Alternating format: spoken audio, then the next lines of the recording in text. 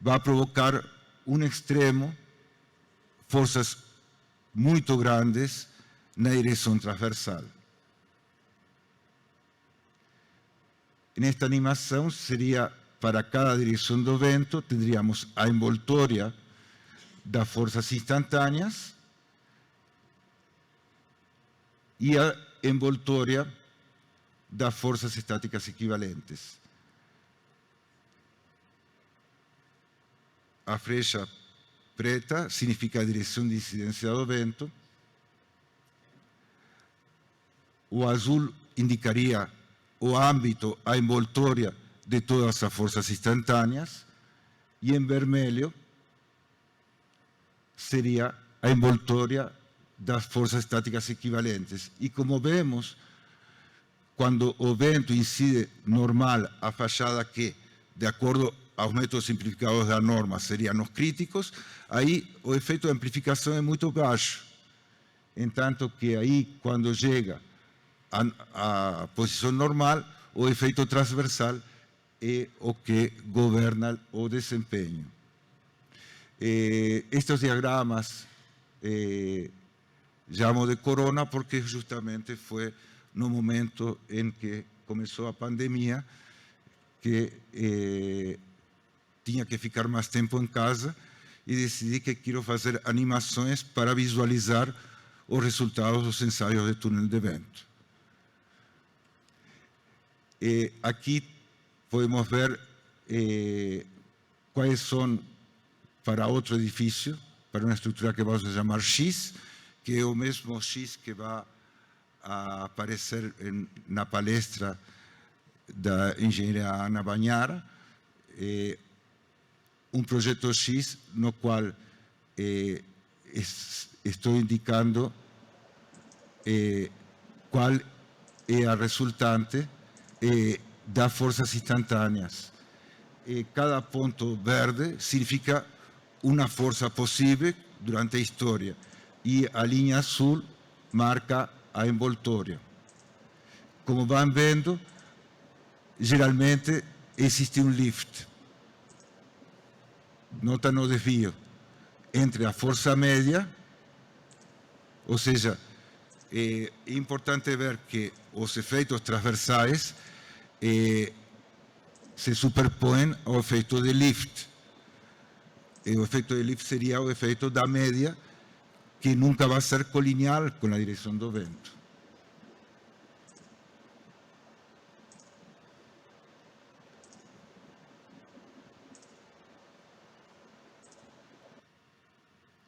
E podem ver para diferentes direções de incidência do vento quais vão ser as forças possíveis. Ou seja, instante a instante, a força exercida pelo vento, o cortante global exercido pelo vento, vai mudando no tempo.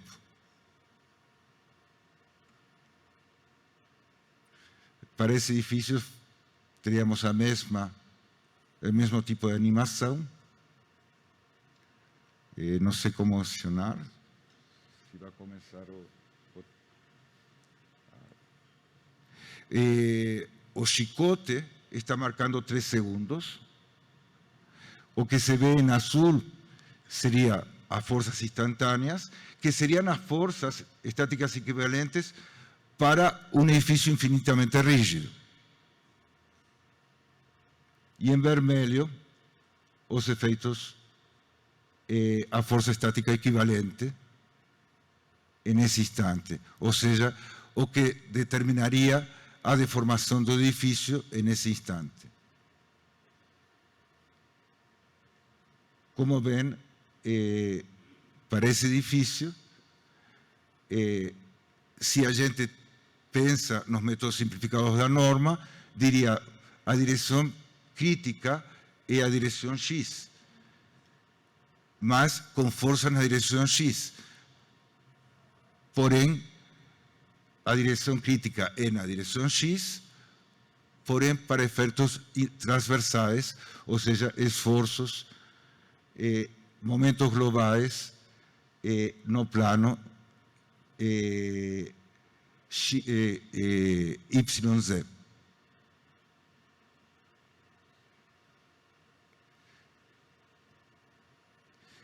E também podemos ir vendo para cada direção do vento quais são as envoltórias e ver,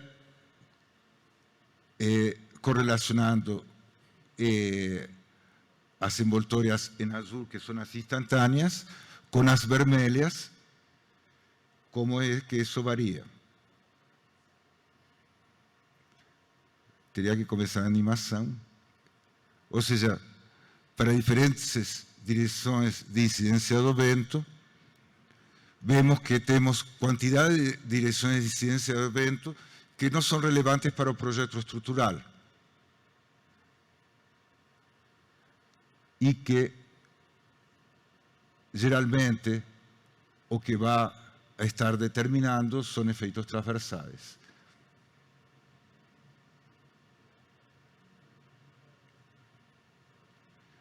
Podem ver na figura da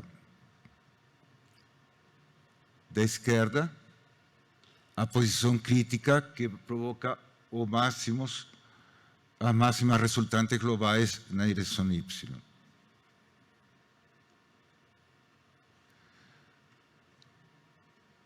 Os estados de carga de projetos são aqueles correspondentes a efeitos do vento com velocidade cuja recorrência é 50 anos, com probabilidade de 2% de serem excedidos.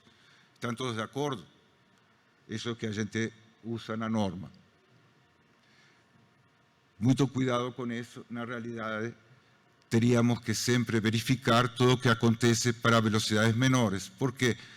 Porque, de repente, para uma velocidade menor que a velocidade do projeto, vai acontecer uma amplificação muito maior, devido justamente a uma sincronia entre os atributos modais e a frequência de liberação de vórtices. E o mesmo vale para a avaliação de conforto, que vai ser aplicado para recorrências menores. E aí se vê a imagem para 100% da força de projeto, da velocidade de projeto para 97,5%, e vemos que o que pensaríamos para forças instantâneas é que as forças são proporcionais à velocidade ao quadrado. Se estou diminuindo a velocidade, tem que diminuir, porém não. É por isso que a norma especifica em um lugar que ninguém lê que se tem que verificar para todas as velocidades menores. Se voltamos ao caso X, nos encontramos com que, de todas as direções de incidência do vento para os atributos modais dessa estrutura, existiam somente 4 direções de vento que eram críticas. Todas as demais são irrelevantes para o projeto. E isso seria uma boa ideia para quando vocês contratam um túnel de vento. Digam, fizeram 36 direções do vento, eu usei somente 4, eu quero pagar somente pelas 4 que vou usar. Ou seja, para esse edifício X, temos somente 4 direções que são as que provocam os efeitos críticos. Como decidir se um edifício é suficientemente alto para ter que fazer estudos especiais? Porque ainda não respondimos à pergunta: o que é um edifício alto? Um edifício alto, alguém pode dizer, bom, eu já me formei, digamos, faz 30 anos, comecei com edifícios de 3 andares, 4 andares, já estou em 80 andares e para mim já é normal. Teria que ter alguma definição mais objetiva. Uma proposta de definição seria que um edifício é alto a partir do momento que a resposta estrutural está governada por efeitos transversais que não estão contemplados pelos métodos simplificados da norma. Nesses casos, é preciso realizar ensaio de túnel de vento. Não significa que não seja conveniente fazer em outros casos. Mesmo poderia ser conveniente economicamente, mas se os efeitos transversais são preponderantes e a norma desconsidera, ignora, ou seja, menciona que existem, mas não dá metodologias, é porque a gente precisa de outro instrumento para poder projetar. E, justamente, esses efeitos transversais vão ser os que vão determinar a demanda de rigidez. O que significa essa demanda de rigidez? Vai ter que ser tal que a frequência de liberação de vórtices seja o suficientemente devagar para não atingir o período natural transversal do edifício. Se eu pretendo que não exista amplificação para alta velocidade, eu preciso que o período natural seja muito baixo na direção transversal. E como consigo fazer isso? Incrementando rigidez, sendo essa, por enquanto, a única estratégia, sem falar de métodos de controle estrutural. Então, por isso falamos de demanda de rigidez. Se o que pretendemos é fazer um projeto, seria conveniente ter uma metodologia, pelo menos para ter uma noção onde a gente está respeito a esses valores. E essa planilha Excel, esse spreadsheet que estou mostrando, está à disposição de todos vocês. Quem quiser, todas as pessoas que participam dos cursos TQS recebem. Uma planilha que eu faço questão de compartilhar. Eu desenvolvi baseado no que eu entendo que é mais razoável e aceito sugestões para melhorar. A ideia é poder colocar em uma planilha as características do edifício, qual é a velocidade nas diferentes direções, se temos informação direcional, a velocidade para recorrência de 10 anos, e aí decidir qual é o status do edifício. Ou seja, de essa planilha, introduzindo os parâmetros, podemos dizer qual teria que ser a rigidez para poder prescindir de um ensaio. Ou seja, poderíamos prescindir de um ensaio, eventualmente, se temos a certeza que o efeito transversal não é preponderante. Por quê? Porque a norma me está dando uma metodologia. É boa ou ruim? Isso é uma questão diferente, mas temos uma metodologia normativa de como calcular efeitos do vento na direção do vento, mesmo para efeitos de rajada. Se a frequência natural, o período natural, é maior do que eu preciso para controlar o efeito transversal, eu precisarei fazer túnel de vento. Se for muito maior, tal que para velocidades muito baixas já teria amplificação, eu teria que já pensar em, antes de fazer o túnel de vento, modificar a rigidez, porque senão vai ser muito difícil converger com o projeto. Isso seria para um exemplo. O que teríamos, obtemos um gráfico que, se estamos à esquerda, por exemplo, para esse caso particular, seria 4,55, eu não precisaria de túnel de vento, ou seja, não teria obrigação, porque o efeito transversal não vai ser preponderante. Teríamos um âmbito no qual preciso, e teríamos um âmbito para o qual aposto que terei que incrementar a rigidez. Ou seja, aviso que vai ter amplificação muito grande, mesmo para baixas velocidades, e esse projeto não vai funcionar. E para exemplificar, tomo um caso real, que vamos a chamar caso PI, de um edifício que está em projeto, com uma região com velocidade básica de 45,6 metros por segundo, que tem um pódio de 15 metros de largura y a parte superior es de 9,25 centímetros. Ou seja, é uma estrutura que não é tão alta, mas é muito estreita. Ou seja, essa seria a forma do edifício. Se aplicamos esse oráculo, nós vamos encontrar que, para ter boas chances de atingir a conformidade funcional após realizar o ensaio, teria que o período natural na direção X teria que ser menor que 2,16 segundos. E para um edifício de 120 metros, que o período seja menor que 2,16 segundos, é muito difícil.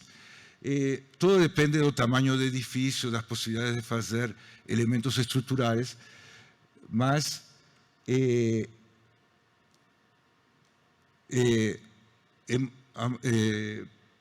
para ilustrar, de acordo à experiência, quando temos, se chamamos com H, altura em metros, e o período em segundos, para atingir um período em segundos, H dividido 26, é bastante fácil.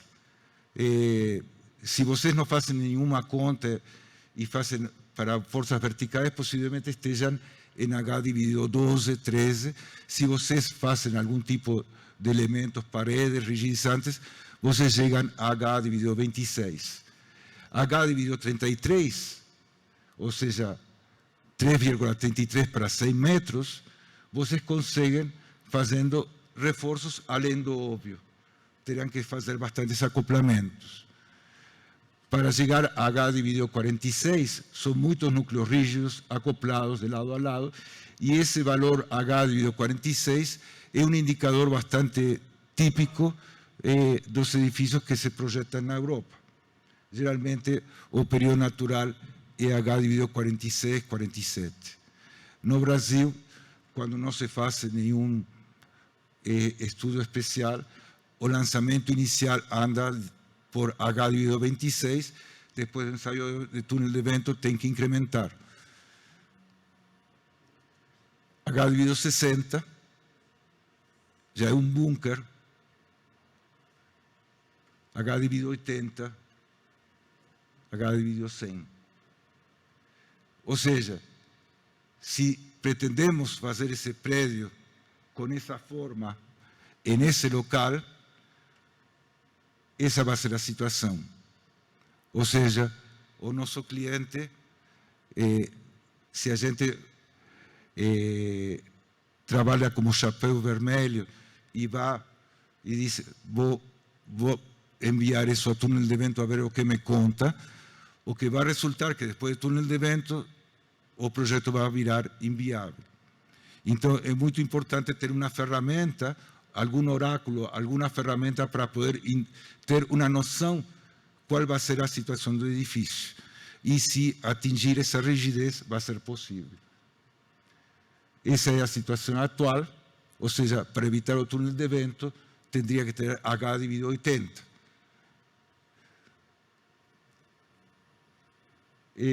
Nesses casos, é muito importante que o engenheiro de estruturas e também os especialistas em aerodinâmica entrem no projeto quando se está desenvolvendo o projeto e não deixar ao investidor que desenvolva um produto que depois vai ser inviável. Então, nesse caso, o que a gente concordou com o nosso cliente é que vamos a modificar o layout da estrutura e, dessa maneira, de acordo aos cálculos do oráculo, temos grandes chances de fazer uma estrutura bastante econômica. Entanto, se teríamos a configuração anterior, o projeto ia ser impossível. Simplesmente, o processo seria incrementar rigidez de maneira impossível. E agora vamos passar para o roteiro, que eu vejo que tenho somente 2 minutos, então vou pular algumas coisas. Quando se passa em edifícios altos, aquele roteiro não é viável. Por quê? Porque o ensaio de túnel de vento vai ter que entrar dentro do que é o roteiro de desenvolvimento do projeto. Ou seja, agora se trata de algo mais complexo. E é muito importante, nas etapas iniciais, poder ver qual é o status do projeto antes de mandar ao túnel de vento. No contexto conceitual, usando a corrente Davenport, a abordagem da norma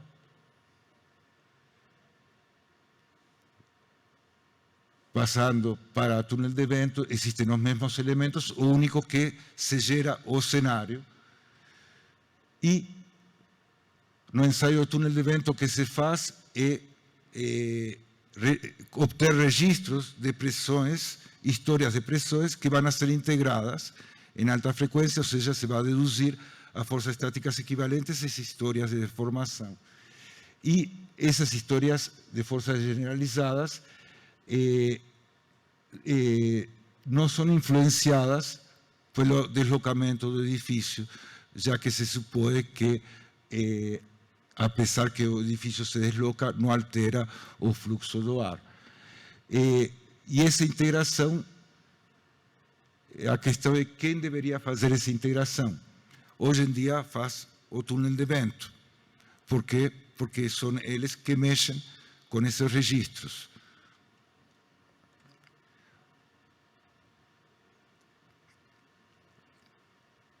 Passamos rapidamente, queria ir aos assuntos mais centrais. De todas maneiras, vou deixar disponível a apresentação, somente não quero roubar o tempo de vocês. Como geralmente a interação entre engenharia de estrutura e laboratórios. Os efeitos induzidos pelo vento em edifícios altos estarão governados pelas histórias de forças e pelos atributos modais, entanto que o laboratório obtém as histórias de forças, o engenheiro de estrutura, por exemplo, se usa TQS, o modelo analítico TQS, vai a fornecer os atributos modais que vão a ser enviados ao laboratório de túnel de vento. E a partir desses atributos modais, o túnel de vento vai deduzir a forças estáticas equivalentes.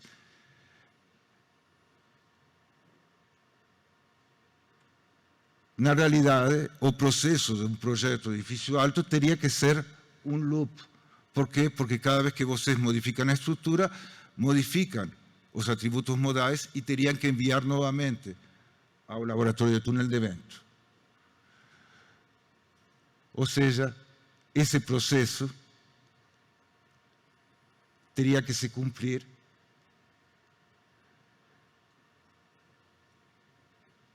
e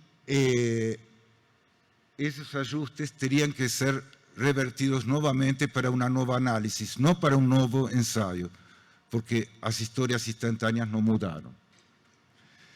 E como não deve ser a interação com o laboratório de túnel de vento? Ou seja, o túnel de vento, o ensaio de túnel de vento nunca pode ser uma caixa preta. Por quê? Porque o que deveríamos fazer quando recebemos o laudo do túnel de vento e recebemos valores de acelerações exageradas, então, devido a essa situação de que, em geral, a integração em alta frequência fica no domínio de engenheiros de vento e não de engenheiros de estruturas, e entendemos que quem mexe com a estrutura tem que ser o estruturalista, foi desenvolvido uma abordagem que foi chamada HFPI, ou seja, integração em alta frequência, versão brasileira, que permitiria, primeiro, checar o que o túnel de vento fez. O túnel de vento não somente forneceria um laudo, sino que fornece a séries temporais. E depois se comparariam e se chegaria a uma confiabilidade, porque muitas coisas no caminho podem dar erradas. Tanto que os atributos modais foram calculados erradamente ou mal interpretados e que o engenheiro não tem a menor noção de como avançar com isso. Ou seja, a ideia foi de mudar a maneira em que se interage com ensaios de túnel de vento. E faz uns anos, depois dos primeiros projetos que a gente fez de edifícios altos, que foi justamente em Balneário Camboriú, em interação com a BRE, começamos a desenvolver uma ferramenta que seja potável para o engenheiro de estrutura, ou seja, que o engenheiro de estrutura seja capaz de fazer uma integração em alta frequência. E foi um esforço, ao começo foi um esforço junto com o Building Research Establishment, se estabeleceram quais seriam as metodologias e, a partir disso, chegamos a fazer um algoritmo que em Excel demorava 8 horas em calcular somente a integração de uma direção do vento. Então, começamos a interagir, como sempre, no hemisfério sul e no hemisfério norte. Quando se tem algum problema, se contata a TQS e, especialmente, o trabalho do engenheiro Sérgio Pinheiro transformou que o processo que demorava horas em dar para uma direção do vento, demora aproximadamente 6 minutos para 36 direções do vento e para 8 velocidades diferentes, que merece palmas, porque realmente foi um trabalho magnífico feito por o engenheiro Sérgio Pinheiro. Depois, continuamos usando a mesma metodologia e ajustando e comparando resultados com BMT e, hoje em dia, também com Nova Fluid Mechanics e também com IPT. Ou seja, estamos tentando trabalhar de uma maneira diferente, ou seja, que o ensaio de túnel de vento seja transparente e que nos otorguem a nós, engenheiros de estruturas, o direito de calcular a estrutura, porque se vocês pensam, quem decide as forças é alguém que não tem o atributo de ser engenheiro de estruturas, pode ser engenheiro de estruturas, mas não é o engenheiro de estruturas do projeto. E se ele chega a uma conclusão que tem umas forças ou um desempenho inadequado, a gente não pode se limitar a dizer, bom, deu errado, vou ter que mudar o projeto e não saber para onde avançar. Exemplos da vida real, somente rapidamente.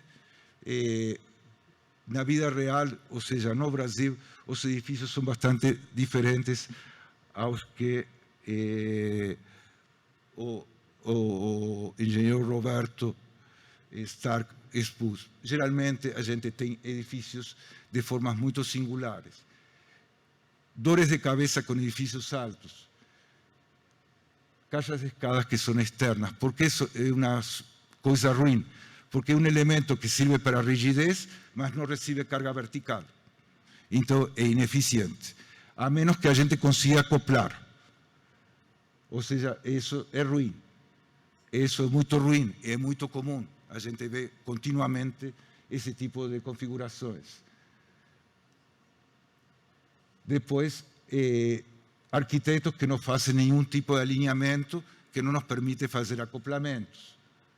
Em certos casos, podemos fazer alguns truques, alterar um pouco o layout, posição de um banheiro, para poder chegar a algum tipo de parede acoplada. O material vai ficar à disposição de vocês.